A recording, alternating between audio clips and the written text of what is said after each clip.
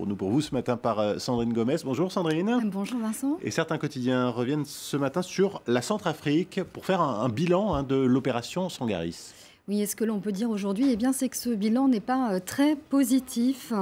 C'est un décryptage notamment à découvrir dans Libération ce matin. Sangaris et les erreurs de la guerre. Il y a eu des erreurs tactiques et une mauvaise anticipation.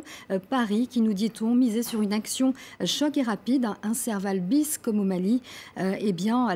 Eh bien, c'était sans compter, sans la résistance de la Séléka, la soif de revanche des chrétiens, le rôle du Tchad qui ont mal été anticipés, une situation plus complexe qu'au Mali, où les bons et les méchants sont plus facilement identifiables, confie un officier français. La France a donc péché par excès de confiance, nous dit-on, et 2 mois après le début des opérations, eh bien, la situation sécuritaire et humanitaire est catastrophique, ne cesse de se dégrader, et on pose la question, la France réussira-t-elle à sortir comment réussira-t-elle à sortir du conflit en Centrafrique et la Centrafrique retrouvera-t-elle un jour un équilibre politique? Parce que c'est vrai que les soldats français sur place semblent assez impuissants.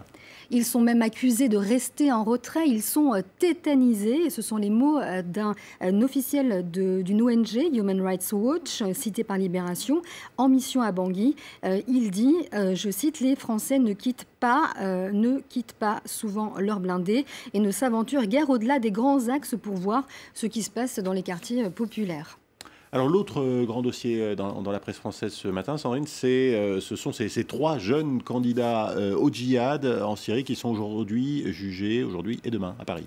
Oui, ce sont 3 jeunes étudiants franco-algériens, franco-marocains, qui sont encore chez leurs parents et ils sont jugés pour association de malfaiteurs en vue de préparer des actes de terrorisme.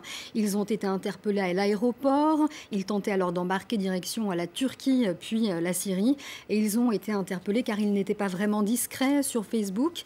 Beaucoup avaient des vidéos présentant des combattants kamikazes et sur eux, lorsqu'ils ont été interpellés, ils avaient toute la panoplie du parfait djihadiste, bien sûr un Coran de poche en français, manuel d'art de la guerre, des treillis, des cagoules militaires et du matériel vidéo pour pouvoir filmer et poster ensuite leurs vidéos sur Internet. En tout cas, cette augmentation du nombre de jeunes en partance pour la Syrie commence à devenir inquiétant.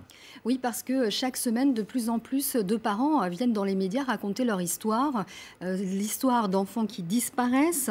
Et ils sont environ 700 jeunes Français à avoir pris leur billet pour le djihad, selon le ministère de l'Intérieur, ce que nous rapporte Le Parisien.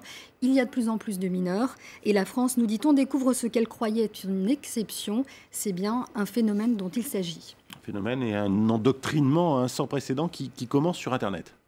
Facebook, nous dit Le Parisien, est devenu le relais de cet embrigadement. Les pages personnelles invitant au djihad sont légion sur Facebook. On y trouve des photos, des itinéraires, des vidéos parfois postées depuis la Syrie par des francophones. La toile a supplanté les lieux de culte pour la radicalisation, selon les spécialistes. Et face à cela, la justice est bien impuissante, car elle a beau fermer des sites, quand elle en ferme un, il y en a 2 qui ouvrent immédiatement après. Et la presse française ce matin s'intéresse aussi au parcours de ces jeunes, c'est-à-dire à la façon dont ils parviennent en Syrie. Oui, c'est intéressant de regarder par exemple une carte que nous propose Le Parisien. On y voit notamment donc le parcours de ces jeunes qui partent essentiellement du Danemark, des Pays-Bas, de la Belgique et de la France. La première escale par vol charter, c'est bien la Turquie, puis ils voyagent généralement en bus jusqu'à Annada et Antioche, la dernière étape avant la Syrie. Et là-bas, ils seront interceptés par 2 groupes djihadistes, soit le Front Al-Nosra, la branche officielle d'Al-Qaïda, soit l'État islamique d'Irak et du Levant. Mais les rêves se transforment souvent en désillusions, nous dit Le Parisien. Difficile de s'improviser combattant. Ils seront bien souvent soldats à tout faire, manutentionnaires, cuisiniers ou encore mécaniciens. Alors c'est difficile évidemment de cerner le parcours de ces jeunes. La presse essaye quand même de comprendre ce phénomène.